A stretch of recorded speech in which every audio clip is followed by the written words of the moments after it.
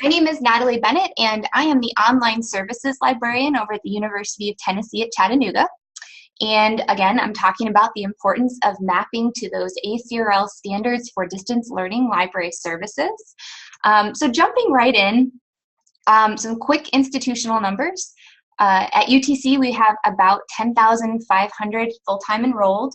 This is a chart that I pulled from the National Center for Education Statistics this year. We don't have any fully online undergraduate programs at this point, but 33% of our undergraduate students are enrolled in some sort of distance education. And, on our campus, there really hasn't been a concerted effort to make any programs fully online, but there has been a push to get a lot more gen ed classes online, especially as people are peeling off and taking their gen eds at community colleges and things like that. So graduate students, on the other hand, we have 19% who are enrolled in distance learning fully, which mostly is our DMP program and our online MBA program, and 21% are enrolled in some distance education. So it's just background. So what led me to do this talk? In 2014, I completed an environmental scan to see how UTC measured up against its peer institutions for library services, mostly having to do with distance learning. It was my first semester here back in 2014, so 3 years ago, and it was the first time I had ever assumed the role of a distance learning librarian, which is a really big portion of what my online services, what I do. And I came in and I really didn't know what I was doing, and I didn't know how I was going to fit within the structure of the library. So I looked at this project as a way of getting my feet under me a little bit and to get a feel for this branch of librarianship that I had just gone into. So this spring, I decided I would revisit that same environmental scan and see how things might have changed at those institutions or whether they would have changed.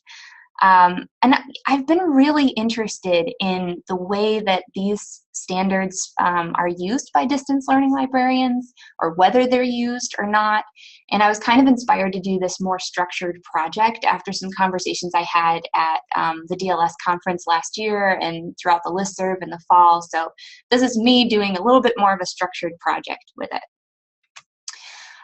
Here's a list of our 17 aspirational peer institutions. This is the list given by our Office of Planning, Evaluation, and Institutional Research.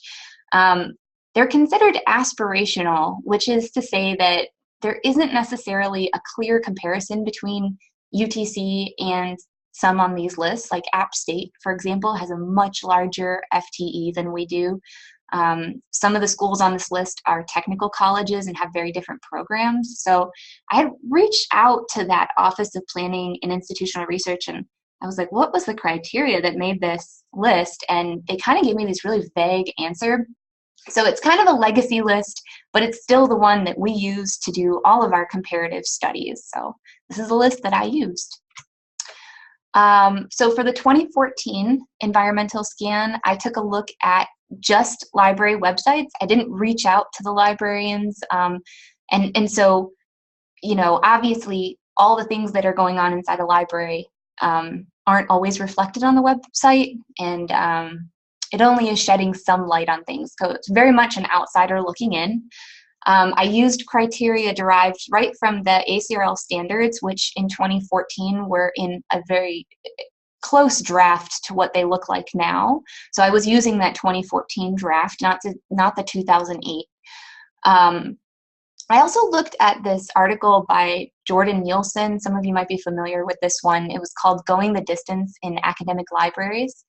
And I kind of planned my study on that one, and I really liked the relaxed identification of certain points and the layout of that study.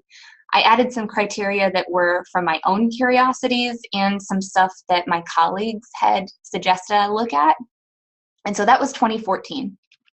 In 2017, I looked at those same library websites, the same 17, and I used criteria that I derived entirely from the 2016 revised standards for distance learning library service. So it's fewer criteria. And today I just wanted to go over some of those comparative criteria, right? The ones that I did in 2014 and then also did in 2017. So looking at it, in 2014, I took a look at whether or not the school had online access to resources, dedicated page for distance learners, materials sharing policy, virtual reference, web conferencing for research consultations, instruction for distance courses, so library instruction for distance courses. I looked a lot at tutorials in 2014. I looked at whether or not there were video, interactive, was there a feedback mechanism, how easy were the tutorials to find, did they offer online synchronous workshops, and then personnel. And so in 2017, I kind of took out a few of those things, right? So this is kind of the same list back to back. I took out the tutorials altogether and just was focused on library instruction for distance courses, and I took out online workshops because they were kind of like a little outside of the scope of what the standards say you need to have, right? And this is the portion, this is kind of the meat and potatoes of my talk today, is how do we identify criteria from the language of the standards? Those standards for distance learning library services are not written as criteria points or a checklist, right?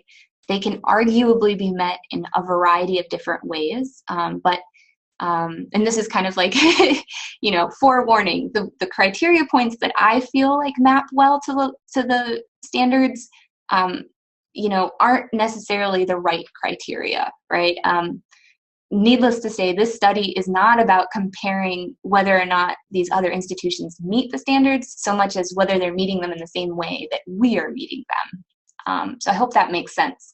I'm not judging any of those institutions on anything. So most of you guys are familiar. These are what the standards look like in their form now. The first part is this part one, it's foundations. It's all about how the document came to be, where it's been. There's some very handy definitions that might come in handy for some folks. And there's this section that I can really appreciate that talks about the changing nature of distance. You know, that anyone who's accessing the library through the website could be thought of as a distance learner, even if they're physically on campus or physically in the building for that matter. Anyway, I like that definition, but that's totally another discussion for another time. So jumping in, I'd like to go past part one altogether and just look at part two, those fundamental requirements. And so this is me jumping in the document. The section starts out with institutional requirements, which I really didn't consider for this study, mainly because that information isn't necessarily stuff that you can find on the library website, but also because I do think it's very meaningful to have it here, but it's often otherwise covered with accrediting bodies, right? Financial support, technical infrastructure, those types of things are covered in the accrediting body of the university and often in the accrediting bodies of the individual programs on campus. And so for this study, I kind of just cruised right past that and looked right at those library requirements. It's a little bit further down the page. Here, I just zoomed in on it. It starts with that availability for all users. And so what I did was a very deep reading of the standards, and availability for all users is very much stating that the library resources and services have to be available for distance learners. And it's kind of a broad standard, but I decided that, and this is the part where I'm going to start identifying some tangible ways to meet these standards, which you might disagree with, which would be great. I would love to have some more conversation about it. So I decided that this could be met by looking at whether or not there was online access for resources, right? So can a student off campus log in with their credentials and get to all the electronic resources? And then I also was looking at whether or not the library had a specific page for distance learners, right? So I looked at, there's this line right in the middle that the library's programs must be designated to meet not only standard informational and skills development needs, but also the unique needs of the distance learning community. And when I think about unique needs, I was thinking perhaps there's a web page specifically for distance learners. And so that's what I looked at. For online access to e-resources, all institutions in 2014 and in 2017 had that, right? They had the ability to log in with whatever your credentials are and see all the electronic journals and the catalog. As far as a dedicated page for distance learners, in 2014, 16 schools had that. They had a dedicated page for distance learners, and then 2 didn't. It changed somewhat in 2017. I redid this study, and 14 schools had a dedicated page for distance learners, and 4 did not. And I could see that being a trend that might continue. Our page has had a lot of improvements over the last couple years, at least I think so, but it's still very much buried under several clicks on our website. And now I know from experience of poking around all of these institutions that that's kind of a common thing, like the distance learning page might be hidden away a little bit. And so maybe the thought is that distance learners should be able to land on our homepage and find what they need. But that might be, another conversation for another time also. So moving right along, the next point on this would be that academic excellence. And this is another really broad standard, and it fits within and it very much complements the availability for all users. So academic excellence, I looked at this last line, that the services must be equivalent to those provided for students and faculty in a physical campus setting. And since I'd already looked at online resources, right, like the availability of online e-resources, this is where I assigned the criteria point, whether or not a school has a policy for shipping materials to students, right? Because if it must be equivalent to, then those same students should be able to have all the same books that are in the building. At least that's kind of where my thought process was. And so I poked around a lot of websites, and in 2014, 11 schools had a shipping policy, materials policy, and 7 didn't. And then in 2017, a few more schools, ours included, we went ahead and added a physical materials shipping policy, and 5 did not.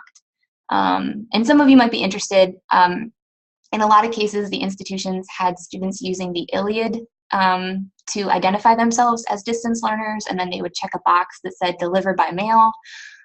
In some cases, there was an email address that the student just had to email if they wanted something physical. And then most institutions had a policy where they would pay to ship materials out, but then it was the student's responsibility to pay to ship it back. So those were kind of some interesting findings. The next point is that direct human access.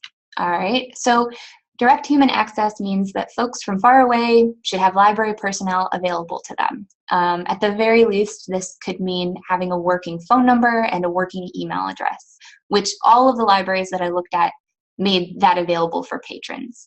So for this, I went a little bit further, and I was just like, I wonder if they have chat, do they have texting, and then what if a student needs a one-on-one research consultation from far away?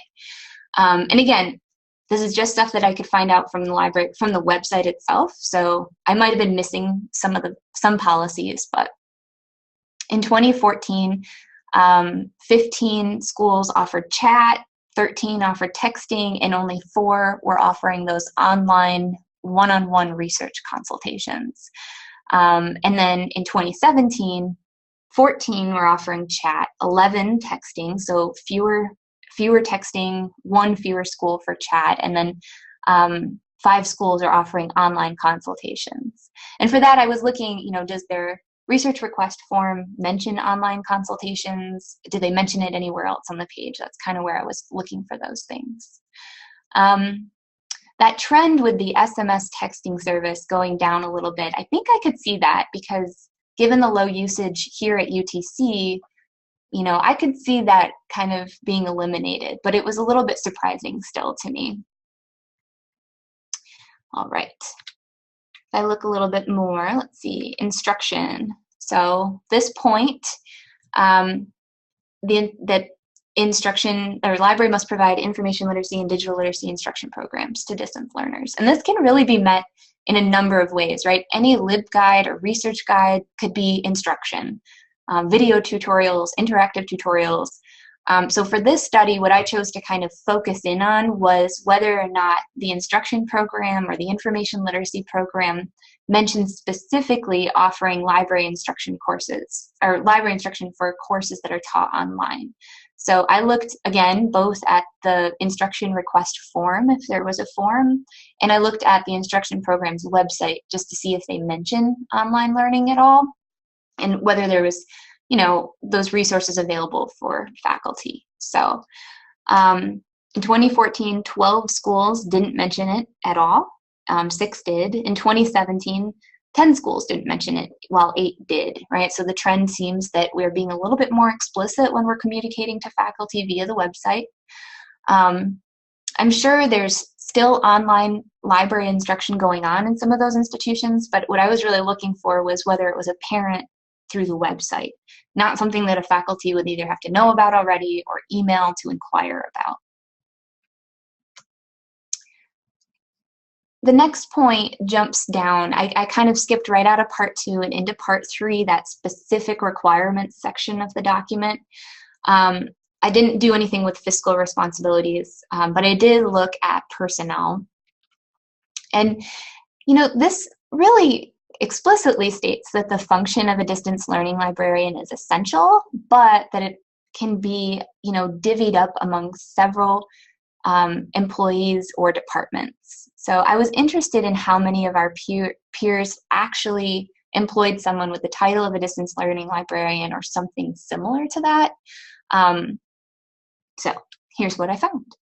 In 2014, 6 of the schools said it had a distance learning librarian, 12 did not. And in 2017, 5 have a distance learning librarian and 13 did not. Some of the titles that I looked for were distance learning librarian, online services librarian, that's my title, it's kind of a weird one, distance education librarian. I saw an extended librarian or an off-campus librarian. And it seems like, you know, reading these results that maybe the trend is to divvy that role up and have several librarians or departments take care of it. So those were the main points that I looked at in my environmental scan. To backtrack just a little bit, back up to those library requirements, so this was back into part 2, I think it's definitely worth noting that there's other parts and pieces that I couldn't parse out looking at library websites, but that are very important. They're key kind of standards. So that strategic planning and needs and outcomes assessment section, I'm going to zoom in a little bit about this. I really think these are 2 valuable criteria points to consider separately and in addition to the rest, right? Some questions: how are distance learners' needs being folded into a strategic plan of the department, maybe instruction department, or the library as a whole? How are the needs and outcomes of distance learners being assessed? Is there a plan to continually improve services? And what might be counted as assessment, right? And I like that the document here, it goes in, right, you know, LibQual, focus groups, discussion forums, all of those things might be considered assessment for distance learners. And I know on my campus, we do UX testing, and it's always to improve the library's website. So in the spring or so, we always get our hands dirty and put together a usability test in order to improve the website, right? And so how can those tests be, I guess, mapped back to the distance learners, right? Since distance learners are primarily interacting with the library via the website, so any improvements we make, you know, we should be considering them as well. And then, you know, can we do UX testing at a distance is another question that might be asked. So the other thing that I wanted to add in here was, and I didn't, again, this is another section that I couldn't fold into my study. This management is all about how to be a distance learning librarian.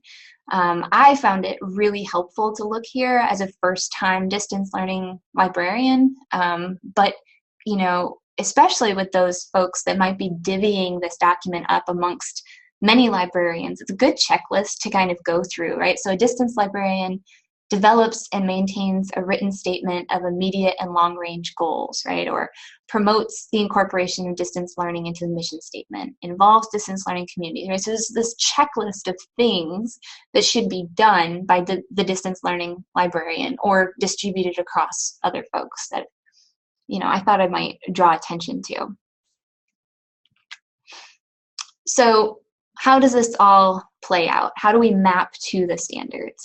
Well, I have read and reread this document about 1 million times now, I think. And, you know, I've assigned criteria points or benchmarks, but I thought it might be useful to see how you guys might create a tangible document to map your services to the standards. And so I came up with this, and I've got the link that I wanted to share in chat. Let me see if I can pull the chat box up somehow. Oh, there it is. Okay. Oh, I found the chat, everyone, so I can probably catch up in a little bit. But here it is. Thanks, Kelly. Yeah. So this is just a template that I created. I'm giving you just the Excel document, so you can, you know, add to it, break it apart, do what you need to do to make this document work for you. I like it. It helps me focus on, you know, where we're at and those benchmarks for what I'm considering those criteria points might look, you know, really different. So looking at it, I broke it up into sections. So which part of the standards is this coming from? So is it fundamental? Is it specific requirements? And then which section, and then which standard. And I left the benchmark completely blank because I really do believe that there's probably 1 million ways that you might meet like academic excellence or direct human access. There's several ways that you might go about this. And in this, I did put in a section for management where you can, you know, put in the benchmark for mission and goals and needs and outcomes assessment and things like that. That I think will be particularly helpful for folks who are splitting the job amongst several people. All right, so I'll show you what my chart looks like filled in. All right.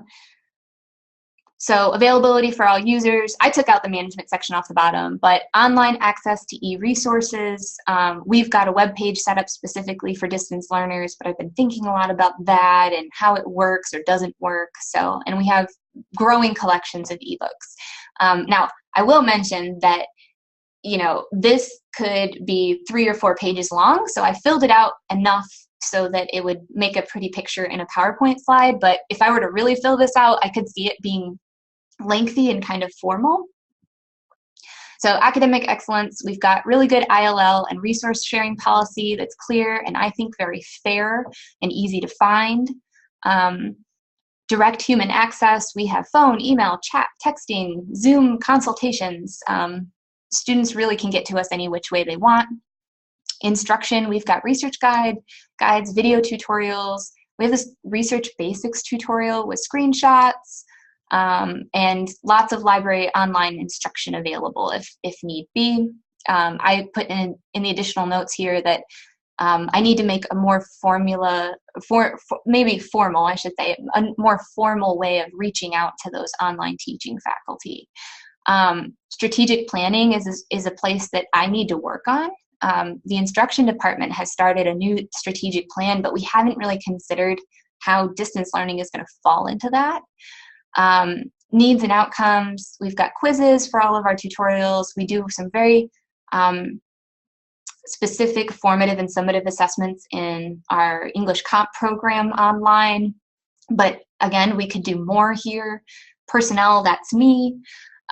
So by kind of planning all of this out and mapping it out, I can see what needs more work. Yeah, that's all I wanted to say about my little chart here. So some final thoughts. There are many ways that you might meet these standards, and this is an ongoing conversation, but creating a document like this is a way to focus your efforts, hopefully point out some gaps in your services or gaps in the way that your services meet those standards. And I think especially this last point of helping communicate with the rest of your library or institution. And And I've used this kind of mapping to the standards a couple of ways. When I was doing my little survey, I realized, hey, only 4 schools are offering online consultations. And I pitched it as such that we could be, a little bit ahead of the curve here, meeting this direct human access button. It's certainly not strictly said that way in the standards, but this is a really creative way to meet that standard. And now we have, a policy for doing those types of research consultations, and so on. So I think I'm going to stop there. I went a little bit faster than I thought it was going to be 30 minutes, but that's okay. I'll leave it open for questions and comments. And